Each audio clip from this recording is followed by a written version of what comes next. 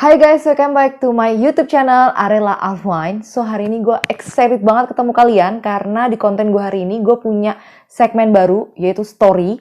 Jadi di segmen story ini gue akan ngebahas kisah hidup seseorang yang gue percaya banget kisah hidup orang itu beda-beda, unik, terus menarik, seru, dan menginspirasi kita pastinya guys. Dan di segmen story kali ini gue akan ngebahas tentang story dari Pythagoras. Oke. Ya kan, yang kita tahu Pythagoras ini nemuin rumus Pythagoras juga namanya ya kan. Bunyinya tuh jumlah kuadrat sisi tegak lurusnya sama dengan kuadrat sisi miringnya guys. Fakta menariknya ternyata bukan Pythagoras orang pertama yang nemuin rumus Pythagoras. Oh my god, wow Guys, jadi rumus Pythagoras ini sebenarnya udah ada 1000 tahun sebelum Pythagoras ini lahir. Dan rumus ini sudah ada di peradaban Tiongkok kuno dan Mesir kuno. Hanya saja memang cuman para ilmuwan doang yang tahu guys. Jadi masyarakat luas tuh pada nggak tahu tentang rumus ini. Oke. Dan Pythagoras lah satu-satunya orang pertama yang mengenalkan, mencetuskan, dan mengajarkan rumus-rumus ini ke banyak orang, ke masyarakat luas. Jadi karena upaya kerja kerasnya Pythagoras inilah, akhirnya para ilmuwan dunia sepakat untuk menamai rumus ini sebagai rumus Pythagoras. Yang kita kenal tuh dalil Pythagoras, teorema Pythagoras. Gak usah lama-lama, kita langsung kupas tuntas story dari Pythagoras ini guys. Tapi sebelumnya jangan lupa untuk subscribe my YouTube channel Arela Alfwine, kasih like-nya, dan juga share ke teman-teman kalian kalau kalian rasa video ini sangat menginspirasi. Oke, let's check it out. Pythagoras lahir di tahun 570 sebelum Masehi di Kepulauan Samos guys. Ibunya bernama Pythias dan ayahnya itu bernama Menesarches, seorang pedagang permata dari Tirus, Lebanon. Sejak dari kecil, Pythagoras ini sudah sering banget ikut ayahnya dari satu tempat ke tempat lain. Pythagoras juga berdasarkan sejarah sudah pernah ke Italia dan sudah pernah pergi ke kampung halaman ayahnya. Dan di situ dia belajar dari sarjana-sarjana Suriah yang menetap saat itu guys. Melihat ketertarikan anaknya yang suka belajar, akhirnya ayah Pythagoras ini mencarikan seorang guru filsafat yang hebat pada zamannya itu bernama Perikides, yaitu guru pertama Pythagoras. Dan semenjak dari itu Pythagoras tuh banyak belajar mengenai bermain kecapi, puisi, mengagumi karya-karya pujangga Homer. Dia juga belajar mengenai geometri, matematika, tentang logistik, kosmologi, misteri, astronomi, dan banyak hal guys. Jadi di usianya yang 18 tahun, akhirnya Pythagoras ini saking hausnya sama ilmu, dia itu akhirnya mau menimba ilmu setinggi mungkin dari berbagai tempat. Dan Pythagoras akhirnya memutuskan untuk berguru pada seorang guru besar yang sudah sangat tua bernama Thales. Dan Thales ini adalah guru yang mengajarkan Pythagoras tentang matematika, tentang astronomi. Dan Thales adalah orang pertama yang mengajarkan Pythagoras bagaimana cara menjumlah, mengurangi, membagi, dan mengalihkan sebuah bilangan. Oh my god, wow. Dan Pythagoras juga tertarik belajar dari murid Thales yang bernama Anaximander, di mana Anaximander ini mengajarkan banyak hal kepada Pythagoras tentang geometri dan juga kosmologi guys. Dan selain dari guru besar, Pythagoras ini juga belajar dari para imam hebat. Seperti waktu di TB, Pythagoras ini belajar dari imam-imam mengenai misteri guys. Oke. Terus juga waktu Pythagoras ada di Chaldea, dia juga belajar dari para imam Chaldea mengenai astronomi. Dia juga belajar pada imam-imam di Ponesia mengenai geometri dan juga logistik. Dan Pythagoras ini juga mencatat pernah belajar dari para magi mengenai ritus-ritus mistik, mengenai penyembahan pada Zarathustra, pertemuan pada Zarathustra, dan teori-teori tentang perlawanan guys. Good job. Dan akhirnya Pythagoras memutuskan untuk menetap di Mesir selama kurang lebih 10 tahun guys. Banyak alasan yang mengatakan Pythagoras itu tinggal di Mesir karena yang pertama Pythagoras itu tinggal di kuil menjadi seorang imam di kuil Diospolis. Ada juga yang mengatakan Pythagoras di Mesir itu dia belajar menimba ilmu lebih banyak lagi dari pendeta Mesir yang bernama Oenupis dari Heliopolis guys. Dan yang terakhir juga bilang kalau misalkan Pythagoras itu sebenarnya tinggal di Mesir hampir 10 tahun itu karena Pythagoras ingin menghindari kejaran dari Polikrates, penguasa Samos saat itu guys. Nasib buruk pun akhirnya mendatangi Pitagoras, guys. Di mana di tahun 525 sebelum Masehi, Kaisar Cambises II dari Persia itu berhasil menguasai dan menaklukkan Mesir. Pitagoras ditangkap, dijadikan tawanan perang, dan dibuang ke Babilonia, guys.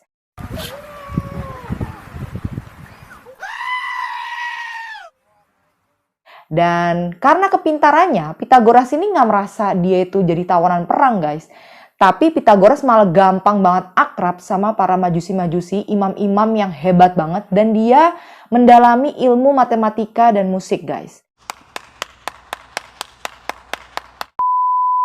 Dan di tahun 522 sebelum Masehi, akhirnya Pitagoras bisa kembali ke kampung halamannya di Pulau Samos karena Kaisar Cambises II ini akhirnya meninggal, dan berketepatan dengan itu pimpinan dari Polikrates itu terbunuh. Sehingga Pitagoras bisa pulang ke kampung halamannya di Samos, dan Pitagoras mendirikan sebuah sekolah yang diberi nama The Semicircle atau sekolah setengah lingkaran. Namanya aja udah unik, guys, setengah lingkaran. Nggak banyak orang bisa memberikan nama sekolah yang dia buat tuh dengan nama bangun datar gitu kan.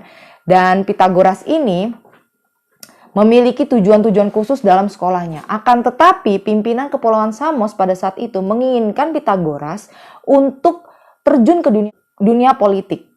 Which is Pitagoras itu berbanding terbalik banget sama tujuan dari pembangunan sekolah yang dibangun oleh Pitagoras, guys. Akhirnya di tahun 518 sebelum Masehi, Pitagoras ini pindah ke Italia Selatan, dan di sana dia menetap di sebuah kota yang bernama Kroton dan mendirikan sekolah baru yang bernama Pitagorean.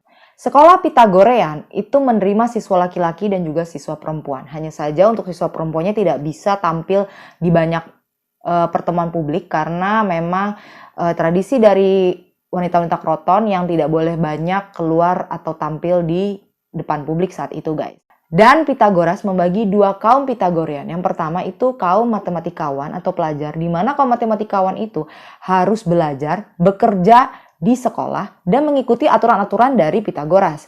Contohnya kayak kaum matematikawan ini harus seorang vegetarian, terus tidak boleh punya rumah pribadi, tidak punya barang pribadi, dan mereka tuh kalau menjawab pertanyaan orang harus sesuai dengan apa yang diajarkan sama Pitagoras. Okay. Sedangkan kaum yang kedua itu disebut kaum akousmatik. Jadi kaum akousmatik ini tidak diperbolehkan untuk makan daging dan tidak harus vegetarian. Dia boleh punya rumah pribadi, punya barang pribadi, dan dia juga boleh masuk sekolah hanya di siang hari saja, guys. Okay. Seiring berjalannya waktu, murid-murid Pitagoras ini merasa jenuh gitu, guys. Karena ya ilmunya cuma dari Pitagoras itu-itu aja gitu kan. Dan akhirnya membuat mereka tuh lucunya, kejenuhan mereka tuh ngebuat mereka merasa istimewa, merasa eksklusif, tertutup dari orang-orang di luar sana, guys. Dan akhirnya mereka memutuskan untuk mengadaptasi ajaran-ajaran Pitagoras menjadi aliran atau sekte agama.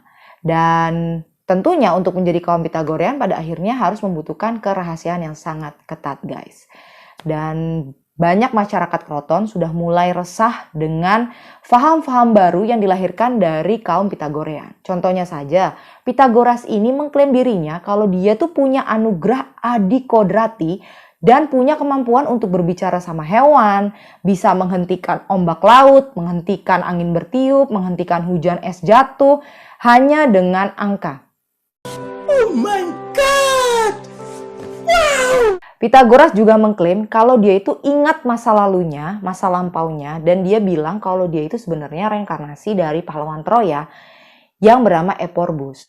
Okay. Dan ngomong-ngomong tentang reinkarnasi, Pitagoras ini sangat percaya dengan teori reinkarnasi, di mana Pitagoras bilang kalau manusia tuh mati, jiwanya nggak mati, jadi bisa bereinkarnasi kembali menjadi tumbuhan, hewan, ataupun manusia kembali, tergantung dari pola hidupnya. Jadi kalau pola hidup mereka tuh sehat, bersih, ya mereka akan bereinkarnasi menjadi manusia kembali dengan kemampuan yang sama. Tapi kalau pola hidup mereka tuh kotor, pola makannya kotor, ya mereka akan bereinkarnasi menjadi tumbuhan ataupun hewan. Nah, karena si Pitagoras ini pengen banget bereinkarnasi menjadi manusia seutuhnya dengan kemampuan yang sebelumnya dia punya, Pitagoras ini sangat menjaga pola makannya. Dan dia menjadi seorang vegetarian, akan tetapi lucunya, ya Pitagoras adalah vegetarian yang nggak mau makan buncis, guys. Karena menurut dia buncis itu bikin perutnya kembung dan buncis itu seperti alat kelamin laki-laki, yang which is itu nggak ada landasan teorinya, dan sayang banget kenapa seorang ahli yang pinter kayak Pythagoras bisa percaya hal-hal kayak gitu, guys. Ya kan? Dan hal aneh selanjutnya adalah Pythagoras bilang kalau awal mula dari jagat raya itu sebenarnya bukan bumi, tapi api.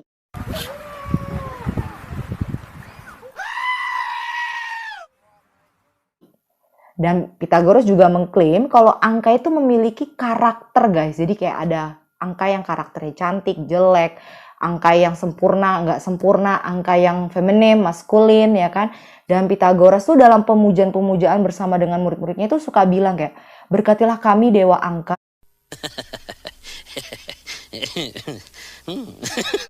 Dan mereka tuh sangat menghargai angka 4 dan angka 0. Di mana mereka percaya angka 4 itu adalah angka yang menciptakan manusia dan juga dewa. Jadi dia nggak percaya sama Tuhan, guys. Dan angka 0 dia percaya adalah angka suci yang merupakan sumber dan akar dari penciptaan di luar manusia, guys. Dan akhirnya itu membuat banyak masyarakat Kroton tuh resah gitu sama ajaran-ajaran Pythagoras ini.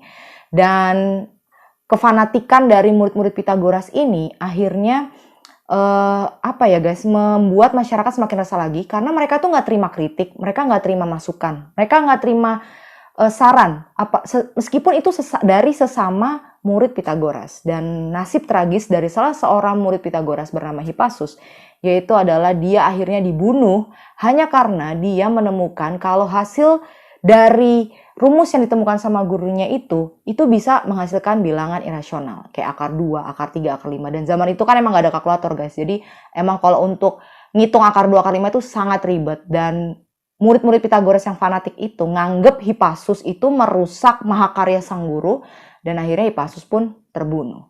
Akan tetapi ya namanya bangkai juga tercium juga, guys. Jadi kematian dari Hippasus ini mulai sedikit terdengar sama masyarakat-masyarakat di Kroton. Okay. Kabar bahagia pun akhirnya datang dari Pythagoras. Di usianya yang hampir menginjak 60 tahun, Pythagoras akhirnya memutuskan untuk menikahi seorang wanita yang bernama Theano. Theano itu digambarkan sebagai wanita yang cantik, pintar dalam matematika, dan sangat menyayangi Pythagoras. Bahkan Theano pernah mengatakan kalau dia ini akan menjaga ajaran-ajaran sang guru dan menyebarluaskan ajaran sang guru ke banyak bangsa, guys. Theano juga orang yang menciptakan sebuah risalah yang berjudul On Virtue. Dari hasil pernikahannya dengan Theano, Pythagoras mendapatkan 4 orang anak. 1 orang anak laki-laki yang bernama Telauges dan 3 anak perempuan yang bernama Damo, Arignots, dan Mia, guys. Dan setelah itu, setelah beberapa tahun kemudian, kemarahan dan amarah dari masyarakat Kroton itu memuncak. Dan masyarakat Kroton ini memutuskan untuk menghabisi kaum Pythagorean dan Pythagoras, serta bangunan-bangunan yang mereka pakai itu dibakar dan dihancurkan. Dan tercatat menurut sejarah sekitar 50-60 murid Pythagoras itu dieksekusi dan sisanya berhasil selamat ke daerah Tebes. Dan mulai dari kejadian itu, berita mengenai kematian tentang Pythagoras pun banyak versinya, guys. Jadi Pythagoras ini meninggal di 460 sebelum Masehi dengan versi pertama yang mengatakan kalau Pythagoras ini sebenarnya berhasil kabur pada saat kejadian dari sekolah Pythagorean itu, dan apesnya Pythagoras ini berujung pada ladang buncis. Yang kita tahu Pythagoras ini nggak suka banget sama buncis, dan Pythagoras ini berlari ke arah musuh, menyerahkan diri, dan akhirnya kepalanya dipenggal. Dan ini konyol banget, kalau sampai ini yang terjadi itu konyol banget, guys. Dan versi kedua bilang kalau si Pythagoras ini sebenarnya selamat dan dia tuh berhasil menyelamatkan diri ke Metapontum. Tetapi karena dia seorang diri, udah tua, nggak ada yang ngurus, nggak ada murid-muridnya, terpisah dari keluarganya, akhirnya Pythagoras ini mati kelaparan. Dan ada yang bilang kalau Pythagoras ini mati dibunuh oleh seorang pejabat penguasa yang hebat pada saat itu. Dan ada juga yang bilang kalau Pythagoras ini menyerah akan hidupnya dan bunuh diri. Okay.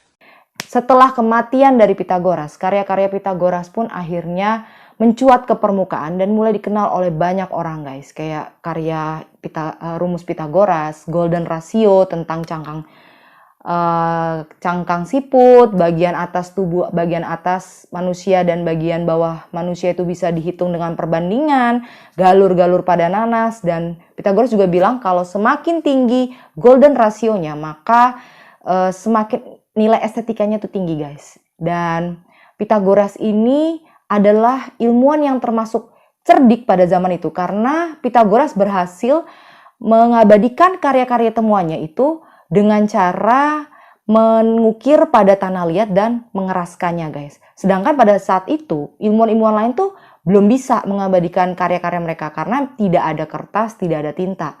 Jadi ya hilang ditelan dunia aja gitu, guys, gitu. Sedangkan kalau Pythagoras tuh nggak, dia berhasil mengabadikan karya-karyanya dia dengan mengukirnya di atas tanah liat dan mengeraskannya. Pythagoras juga orang yang menemukan kalau misalkan sebuah senar itu akan bergetar dan menghasilkan hasil yang sangat indah, yang harmonik apabila perbandingan panjang senarnya itu bilangan bulat, guys. Dan Pythagoras juga orang yang percaya kalau misalkan angka 10 itu angka yang sempurna. Karena angka 10 itu jumlah dari 1 ditambah 2 ditambah 3 ditambah 4. Dan kalau dijadiin notasi titik, guys, itu titik-titik bisa membentuk sebuah bangun datar segitiga. Dan temuan Pythagoras itu nggak kaleng-kaleng, guys, karena akhirnya banyak dari masyarakat Mesir kuno itu memakainya untuk menghitung luas tanah yang mereka miliki pada saat itu dan membangun piramid. Jadi itu termasuk dari hasil penerapan rumus Pythagoras yang ditemukan Pythagoras, guys. Dan banyak hal yang bisa kita ambil dari seorang Pythagoras, kayak contohnya menimba ilmu setinggi mungkin di berbagai tempat, jangan menyerah sama keterbatasan waktu, keterbatasan tempat, usia, ekonomi, itu jangan patah semangat, tetap menimba ilmu apapun yang bisa lo lakuin ya kan. Dan kalau lo udah punya ilmu yang cukup, jangan pelit-pelit, jangan di-keep buat diri sendiri, tapi di-share ke banyak orang karena ilmu yang lo punya, kalau lo share itu bisa bermanfaat bagi kemajuan bangsa dan negara lo, guys. Good job! Dan ya itu semua tadi kisah hidup dari Pythagoras. Sorry kalau misalkan lafal gue banyak yang terbata-bata atau apapun ya, guys ya. Semoga kalian bisa terinspirasi sama kisahnya Pythagoras dan banyak hal yang bisa kalian ambil dari seorang hebat seperti Pythagoras. Dan jangan lupa untuk subscribe my YouTube channel Arella Afwine. Tekan tombol loncengnya supaya kalian dapat notifikasi video-video terbaru dari gue. Dan jangan pelit-pelit untuk kasih like-nya. Kasih komen kalau menurut kalian kematian Pythagoras yang mana sih yang sebenarnya yang paling valid. Kalian bisa komen di bawah karena setiap komen dari kalian tuh gue baca. Dan kalian juga share ke teman-teman supaya banyak orang terinspirasi dari kisah hebat Pythagoras ini, guys. So thank you very much for watching, guys, and I will see you in my next video. Bye! What you're given, that's how we live it. Don't be mad at the system, it's simply how we've existed. I hear a lot of people talking like they politicians.